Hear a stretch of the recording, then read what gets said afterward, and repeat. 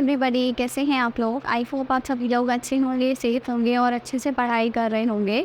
This is Ruchika and welcome to my channel. So आज हम continue करेंगे chapter number 2 of business studies, that is principles of management. और आप लोग देख करके शॉक होंगे कि भाई मैं आज पीपीटी के थ्रू क्यों पढ़ा रही हूँ, क्योंकि एक्चुअली मेरा लैपटॉप ख़राब हो गया है। परसों ही ख़राब हो गया था, तो पहले मैं उसको एमआई के शोरूम पर भेज करके आई। फिर पता चला कि भाई 1 हफ़्ता लग जाएगा। मैंने सोचा इतने टाइम तक 1 हफ़्ते तक तो मैं एक चैप्टर ख़त्म कर सकती हूँ, तो वो लॉस क्यों करना है, ऐसे बना लेते हैं वीडियो, प्रॉब्लम क्या आ रही है। तो इसीलिए मैंने क्या किया है, अब इधर बोर्ड पर स्विच हो गई। और ये जो आज हम पढ़ने वाले हैं एक्चुअली ठीक है, इसमें बोर्ड पर थोड़ा ठीक होता, मैं पढ़ा सकती हूँ जो आज का टॉपिक है, तो इसीलिए मैंने सोचा बोर्ड पे ही पढ़ा लेते हैं। तो अब हम शुरुआत करते हैं हमारे आज के टॉपिक की। तो ये वाला जो वीडियो है, टॉपिक है, इस चैप्टर का लास्ट टॉपिक है। इससे पहले हम पढ़ चुके हैं कि मैनेजमेंट के प्रिंसिपल्स क्या होते हैं, उनकी कैरेक्टरिस्टिक्स क्या हैं, और फिर फेयोल ने जो प्रिंसिपल दिए थे 14 प्रिंसिपल्स वो पढ़ चुके हैं। और आपके जो टेलर ने कुछ प्रिंसिपल्स दिए थे वो हम पढ़ चुके हैं। टेलर ने साइंटिफिक टेक्निक्स भी दी थी, साइंटिफिक प्रिंसिपल्स तो दिए थे, साइंटिफिक टेक्निक्स भी दी थी, वो भी हम पढ़ लिए हैं लास्ट वीडियो में। तो अगर अभी तक आपने वो सारे ही वीडियो नहीं देखे हैं तो आप आई बटन पर क्लिक करके देख सकते हो। जल्दी से मुझे कमेंट में फटाफट से जो फेयोल ने जो 14 प्रिंसिपल्स दिए ना, उनके नाम लिख करके बताना। अगर जितने भी नाम याद है, 5, 6, 3, 4, 14 तो किसी को याद नहीं होंगे। हम देखते चलो किसको याद है। और ये मत करना भाई चीटिंग करके लिख दो, आप अपना टेस्ट किया करो। अगर ऐसा आपको मैं कुछ क्वेश्चन देती हूँ वीडियो में, तो आप अपना टेस्ट करो कि आपको कितना याद है, ठीक है। 14 के नाम लिखने हैं जो फेयोल ने दिए थे। अब फिर बचते हैं टेलर के प्रिंसिपल्स। टेलर ने कौन कौन से प्रिंसिपल्स दिए थे? साइंटिफिक प्रिंसिपल्स कौन से थे? 4। आपका था cooperation not individualism, science not rule of thumb, harmony not discord, और एक था development of workers to their greatest efficiency and something something, कुछ था एक और वर्ड, ठीक है, ऐसा कुछ था। और उसकी साइंटिफिक टेक्निक्स क्या थी? 5 साइंटिफिक टेक्निक्स थी। फंक्शनल फोरमैनशिप, और आपका standardisation and simplification of work, आपका वर्क स्टडी, और चौथा था डिफरेंशियल पीस वेज सिस्टम, और 5वां था मेंटल रेवोल्यूशन, ठीक है। याद आ रहा होगा, कुछ दिमाग में फोटो याद आ रही होगी। और जो वर्क स्टडी था उसके 4 फर्दर टाइप्स थे, 4 ही थे, हाँ। Time study, fatigue study, motion study, और एक और कोई सी स्टडी थी, मुझे वो भी याद नहीं आ रहा है, ठीक है। तो ये सारी चीज़ें हमने पढ़ ली थी कुल मिलाकर के। अब हमको क्या करना है, हमको ना ये टेलर और फेयोल दोनों ने जो प्रिंसिपल दिए हैं, या फिर दोनों का जो एक तरह से कॉन्सेप्ट था प्रिंसिपल्स ऑफ मैनेजमेंट को लेकर के, दोनों ने क्या क्या किया, कैसे कैसे किया, फुल मिला करके दोनों के बीच में अपने को डिफ्रेंशिएट करना है। तो इससे क्या होगा, आपको एक ओवरव्यू भी मिल जाएगा। अभी तक आपने जो पढ़ा आपको समझ आ जाएगा कि टेलर कहाँ अलग है और फेयोल कहाँ अलग है। ये सारी चीज़ें पढ़ेंगे। इसके बाद दोनों के बीच का कुछ कंपैरिजन, वो कॉमन पॉइंट्स भी हैं, यानी कि सिमिलैरिटीज़ भी हैं। ये डिफरेंसेस हैं, कुछ सिमिलैरिटीज़ भी हैं, जिस मतलब बहुत सारी चीज़ें हैं जहाँ पर इन्होंने सेम अपने थॉट्स दिए हैं, सेम काम किया है, तो वो भी हम चीज़ें समझ लेंगे। इस वीडियो में हम यही पढ़ने वाले हैं, राइट। सबसे पहले बात करते हैं, यहाँ पर देखो टेलर के पॉइंट्स हैं, यहाँ पर फेयोल के ये कुछ पॉइंट्स ऑफ डिफरेंसेस हैं। सबसे पहला आता है कंसर्न। तो अगर हम टेलर की बात करें, टेलर का जो कंसर्न था वो किससे था? वर्कर्स की एफिशिएंसी थे, वर्कर के बारे में। उसने देखो सारी बातें वर्कर के बारे में करी है कि वर्कर पर बोझ नहीं आना चाहिए, उसको अंडर प्रेशर नहीं रहना चाहिए, सारा काम मुसीबत ना आए। उसने जो फंक्शनल फोरमैनशिप में 8 वो बना दिए थे, अपने फोरमैन बनाए थे। वो किस लिए बनाए थे? कि वर्कर्स अब तक प्रोडक्शन पर ध्यान दे सके, मतलब वर्कर की एफिशिएंसी इंक्रीज हो। उसने वर्कर पर ही ध्यान दिया है, मतलब मैनेजमेंट को उसने इग्नोर कर दिया, उसने वर्कर की एफिशिएंसी पर ध्यान दिया है। फेयोल ने मैनेजमेंट की एफिशिएंसी पर ध्यान दिया, उसने मैनेजमेंट के बारे में सारी चीज़ें कही हैं। जो उसके प्रिंसिपल्स हैं वो भी मैनेजमेंट को लेकर हैं, जैसे यूनिटी ऑफ कमांड, कि जो मैनेजमेंट है उसमें क्या होना चाहिए, हर वर्कर पर अलग अलग, मतलब कुछ ऐसा है, मुझे याद नहीं आ रहा है। यूनिटी ऑफ कमांड है, यूनिटी ऑफ डायरेक्शन है, और बहुत सारे हैं। तो उसने जो प्रिंसिपल्स दिए हैं वो किससे रिलेटेड हैं या किससे कंसर्न है? मैनेजमेंट के, ठीक है। लेवल और पर्सपेक्टिव। तो जो टेलर ने जो अपनी स्टडी स्टार्ट करी, जो उसकी अप्रोच थी, वो लोएस्ट लेवल से स्टार्ट करी। लोएस्ट लेवल मतलब वर्कर वाला लेवल। जो हमने लेवल्स पढ़े हैं ना, आपके मैनेजमेंट के लेवल्स थे, lowest level, middle level, upper level, ठीक है। तो अपर लेवल में तो मैनेजमेंट आता है, लोअर लेवल में आपका वर्कर वाला वो आता है, मतलब जो भी आपके लिए काम करते हैं। तो इसने अपने लोएस्ट लेवल से स्टडी स्टार्ट करी, इसीलिए इसका जो कंसर्न है वो वर्कर्स की एफिशिएंसी से है। यानी इसने अपनी स्टडी हाईएस्ट लेवल से स्टार्ट करी, तो इसका जो कंसर्न है वो मैनेजमेंट लेवल से है। एम्फेसिस, इसने किस पर एम्फेसिस दिया? स्टैंडर्डाइजेशन ऑफ वर्क है, हमने उसमें भी पढ़ा है साइंटिफिक टेक्निक्स में, ठीक है। तो इसमें क्या बोला कि स्टैंडर्डाइजेशन होना चाहिए वर्क का, यानी कि पर्टिकुलर स्टैंडर्ड होना चाहिए, फिक्स होना चाहिए कि हमको इतना साइज़ का बनाना है, ये प्रोडक्ट इतना मतलब इस पर टाइम देना है, इतना साइज़, इतना वेट, और ये वो सारी चीज़ों का फिक्स्ड चीज़ होनी चाहिए। मतलब जिससे कि हमको हर बार अलग अलग करेंगे, हर बार अलग अलग साइज़, हर बार अलग अलग टाइम, तो ये सारी में टाइम वेस्ट ना हो। तो उसने स्टैंडर्डाइजेशन पर ध्यान दिया है, या फिर उसका एम्फेसिस था यहाँ पर फंक्शंस ऑफ मैनेजर्स। इसने एम्फेसिस किया है, जोर दिया है मैनेजर्स के फंक्शन पे कि मैनेजर को क्या क्या काम करना है, मैनेजर कैसे लीड करे, मैनेजर कैसे डायरेक्ट करे, मैनेजर कैसे गाइड करे, वो क्या काम करे, क्या कम्युनिकेट करे, ये सारी चीज़ों पर ज़्यादा ध्यान दिया है फेयोल ने। तो टेलर का क्या एम्फेसिस है, आपका स्टैंडर्डाइजेशन ऑफ वर्क, और फेयोल का क्या है, आपका मैनेजर का फंक्शंस, ठीक है। फोकस की बात जब हम करते हैं तो इसका फोकस होता है कि हम जो भी वेस्टफुल मूवमेंट्स हैं उनको एलिमिनेट करें, और जिससे कि क्या हो, उनकी एनर्जी सेव हो सके, वर्कर्स की एनर्जी सेव हो सके, उससे उनकी एफिशिएंसी बढ़ेगी, वो ज़्यादा प्रोडक्शन करने लायक रहेंगे।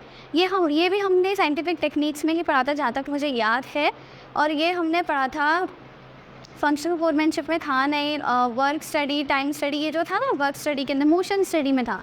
ये मोशन स्टडी में था कि हमें क्या करना है, उनके मूवमेंट्स पर ध्यान देना है, मतलब कौन से प्रोडक्टिव मूवमेंट्स है, कौन से नॉन प्रोडक्टिव मूवमेंट्स है। तो हमें नॉन प्रोडक्टिव मूवमेंट्स जो है, बेकार के वेस्टफुल मूवमेंट्स जो है, उनको एलिमिनेट करना है, और क्या करना है, उनकी एनर्जी सेव करनी है, जिससे वो ज़्यादा से ज़्यादा एफिशिएंसी के साथ काम कर सकें, हमको ज़्यादा से ज़्यादा आउटपुट और प्रोडक्शन दे सके। इसका फोकस किस पर रहा है, development of principles for the better management. इसने बस मैनेजमेंट की बात करेगी, मैनेजमेंट अच्छा होना चाहिए भाई, पूरी ऑर्गेनाइजेशन बढ़िया काम करेगी। यहाँ पे इसका जोर रहा है वर्कर्स पे, क्योंकि वर्कर्स अल्टीमेटली प्रोडक्शन कर रहे हैं, वही सब कुछ करता धरता है इसके हिसाब से। तो इसने तो क्या बोला कि इसने तो प्रिंसिपल्स का डेवलपमेंट किया है बेटर मैनेजमेंट के लिए, ठीक है। कंट्रीब्यूशन की अगर हम बात करें तो इसका जो कंट्रीब्यूशन रहा है वो रहा है development of scientific techniques and scientific principles. ये दो चीज़ें हमने पढ़ी इसके बारे में, साइंटिफिक प्रिंसिपल्स पढ़े पहले तो 4, और साइंटिफिक टेक्निक्स पढ़ी फिर वो भी 4 ही थी, 5 थी, ठीक है। फिर इसका क्या कंट्रीब्यूशन रहा है, डेवलपमेंट ऑफ 14 प्रिंसिपल, जो कि आपको कमेंट में लिखने हैं, ऑफ जनरल मैनेजमेंट। इसने जनरल मैनेजमेंट की बात करी है। पर्सनालिटी की अगर हम बात करें तो ये साइंटिस्ट की तरह था, और इसने क्या किया, इसीलिए फादर ऑफ साइंटिफिक मैनेजमेंट इसको बोला जाता है, टेलर को फादर ऑफ साइंटिफिक मैनेजमेंट। पर ये रिसर्च पर ज़्यादा ध्यान देते थे, ठीक है, और मतलब आप कह लो स्टडी ज़्यादा करते थे, तो फादर ऑफ जनरल मैनेजमेंट इन्हें बोला गया। इन्हें फादर ऑफ साइंटिफिक मैनेजमेंट, कभी इनके जो प्रिंसिपल्स और टेक्निक्स हैं उन्हें साइंटिफिक प्रिंसिपल, साइंटिफिक टेक्निक्स कहा जाता है। ये क्या है, जनरल मैनेजमेंट के फादर हैं। लास्ट आपका आता है एप्लीकेबिलिटी, कहाँ कहाँ पर एप्लीकेबल है। तो देखो ये टेलर के जो प्रिंसिपल्स हैं वो स्पेशलाइज्ड सिचुएशंस में ही एप्लीकेबल है, हर जगह एप्लीकेबल नहीं हो सकते, हर जगह वर्कर्स नहीं होते, या फिर हर जगह कुछ नहीं होता, हर जगह ज़रूरी नहीं है कि स्टैंडर्डाइजेशन हो, हर जगह ज़रूरी नहीं है आपको इतना सारा स्टडी करना पड़े, मतलब बहुत सारी चीज़ें हैं। तो कुल मिलाकर के इनके जो प्रिंसिपल्स हैं वो कुछ स्पेशलाइज्ड सिचुएशंस में ही, सर्कमस्टेंसेस में ही अवेलेबल या फिर एप्लीकेबल हैं।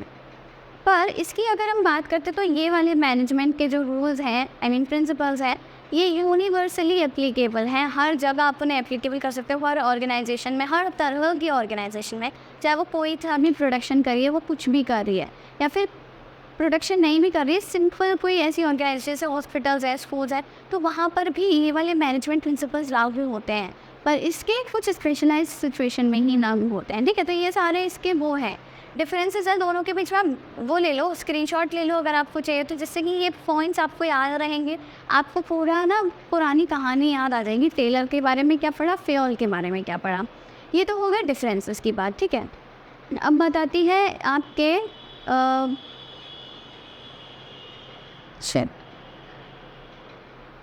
कॉमन पॉइंट्स की सिमिलैरिटीज़ को। जो वर्ड सिमिलैरिटीज़ याद नहीं आ रहा था, वो होता है ना कभी कभी ज़ुबान पर होता है, पर आ नहीं पा रहा था हाँ, क्यों। अब बात आती है सिमिलैरिटीज़ की। तो देखो सिमिलैरिटीज़ की जब हम बात करें, सबसे पहली सिमिलैरिटी की दोनों ने ही क्या किया है, एफिशिएंसी के बारे में बात करी है कि हमको एफिशिएंसी इंक्रीज़ करनी है, ठीक है। तो डिफरेंस तो ये था कि इसने वर्कर की एफिशिएंसी के बारे में बोला, इसने मैनेजमेंट की एफिशिएंसी के बारे में बोला, पर बोला तो एफिशिएंसी के बारे में। तो पहला कॉमन पॉइंट या फिर पहली सिमिलैरिटी है कि दोनों बात करते हैं, एम्फसाइज करते हैं on the increase of efficiency. ठीक, दूसरा आता है दोनों ने ही बात करी है डिवीजन ऑफ लेबर के बारे में, है ना। हमने जो पढ़ा, जो एक पॉइंट पढ़ा था हमने साइंटिफिक टेक्निक्स में, standardisation and simplification of work. तो वो जो ये चीज़ थी, या फिर और भी हमने चीज़ें पढ़ी थी, जैसे individualism not cooperation not individualism, ऐसे करके हमने बहुत सारी चीज़ें पढ़ी थी, जिसमें कि साफ साफ ही बताया भी था मैंने आपको कि ये वाला प्रिंसिपल जो है वो फॉलो करता है फेयोल के प्रिंसिपल को, डिवीजन ऑफ लेबर पर। दोनों ने ही क्या किया है, डिवीजन ऑफ लेबर पर बात करी है, दोनों ने ही स्पेशलाइजेशन पर बात करी है।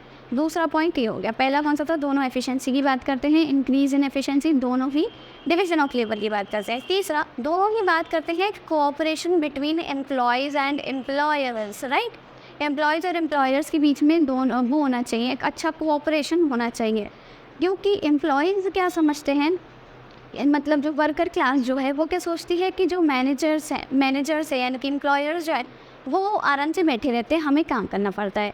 मैनेजर्स सोचते हैं कि वर्कर्स कुछ काम नहीं करते, निठल्ले हैं, हम सारी प्लानिंग करते हैं। तो दोनों एक दूसरे के अगेंस्ट होते हैं, दोनों एक दूसरे का भला नहीं सोच पाते हैं, और इसीलिए दोनों ने ही बोला कि दोनों को मिलजुल कर साथ में काम करना चाहिए, एक दूसरे को सपोर्ट करना चाहिए, कोऑपरेट करना चाहिए एक दूसरे के साथ, यानी कि cooperation between employers and employees.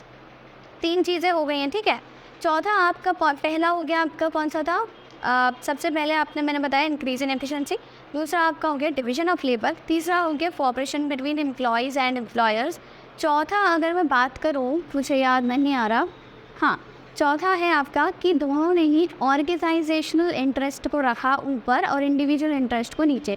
मतलब ऑर्गेनाइजेशन का जो भला है वो पहले आना चाहिए, इंडिविजुअल का भला बाद में है। जैसे अगर कोई कंपनी का CEO है, अगर उसको कुछ ज़्यादा फ़ायदा हो रहा है, पर वो जो फ़ायदा है वो किस कॉस्ट पर है कि कंपनी का नुकसान होगा, तो वो अपना फ़ायदा ना देखे, वो पहले कंपनी का नुकसान के बारे में सोचे, कंपनी के बारे में सोचे, ऑर्गेनाइजेशन के बारे में सोचे, वो अपना फ़ायदा ना देखे। यानी कि इंडिविजुअल इंटरेस्ट को नीचे रखना है, ऑर्गेनाइजेशनल इंटरेस्ट को ऊपर रखना है, ये दोनों ने बोला।